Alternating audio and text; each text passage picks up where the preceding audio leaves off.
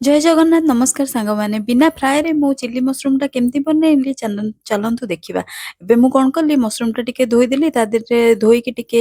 लूण आ हल्दी दे देली कारण ता देरे जदी किछि जम थिबो सेटा त पळाए। त एपडे एपडे कोन करथिली गाजर आ शिमला मिर्च आ पियाज आ टिके अदा रसुण को टिके कुटी की माने छेची की टिके रखी देथिली। आ एपडे कोन करली टिके तेल गरम हे जाइतला ता देरे टिके जीरा ऐड कर देली ता सहित मु पियाज सब जो स्क्वायर आपण एटा स्क्वायर स्क्वायर पीस रे काटिले भलो हबो चिली टा टिके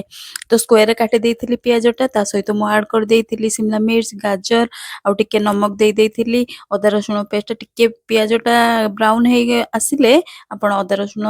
टिके जो छेची थिबे सेटा को पके देबे ता देहे मु जो काटी की सब रखिथिली परिवा गुडा सब काटी पके देली टमाटो पड़ेनी मु किंतु टिके टमाटो ऐड कर देइथिली कारण मते टमाटो भल लागे आ टमाटोटा भी भल सेति में मु टिके ऐड कर देइथिली एटा को टिके आपण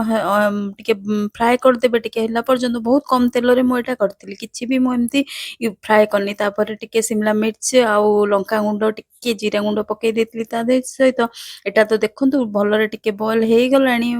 धीरे धीरे 5-10 मिनिट रे तो एटा बॉयल हे गला तापर मु टिके ऐड कर देथिली टमाटा आ एटी देखंतु मशरूम टा मु बिल्कुल फ्राई करनी पूरा सीधा खाली धोई के काटी के रखिथिली सेटा को मु ऐड कर देली मु आज देखुची केमती बनउची बिना फ्राई रे कारण तेलटा तो देह पे बिल्कुल भी भल नुए तापर मु कोन करथिली टिके सोया सॉस दे देथिली आ तेरे ऐड कर देथिली सोया सॉस ऐड करला परे एठी मु टिके कोन करथिली ए स्टेज रे मु कोन करथिली एथिरे टिके कॉर्नफ्लोर आउ टिके पानी ऐड करी के टिके देई देथिली आउ ता सहित एटा टिके आउ टिके फ्राई कर देथिली आ तापर देई देथिली चिली सॉस आउ टमाटो सॉस बस एबे तो हमर हेई गला एटा कोन चिली मशरूम तापर टिके धनिया पत्र फ्रेश धनिया पत्र पके देथिली आपण देखंतु केमती लागिबो बनै कि देखंतु बिना फ्राई रे केमती लागिला रहिले धन्यवाद।